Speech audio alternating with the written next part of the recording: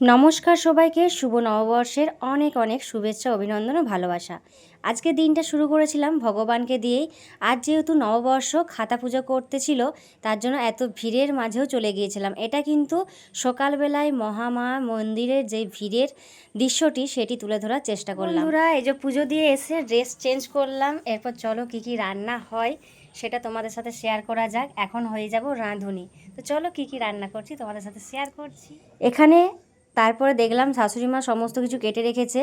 আলু, পটল, বেগুন, ভেন্ডি, টমেটো বা আম সমস্ত কিছু এখানে বনিয়ে রেখেছে। মাছটাও ধুয়ে রেখেছিল। আর এখানে আমি সমস্ত কিছু করতে অলরেডি শুরু করে দিয়েছি। পনিরটা কিন্তু এবেলা করব না, ওবেলা করব। আর রয়েছে মাংস, এটা ছিল মাটন।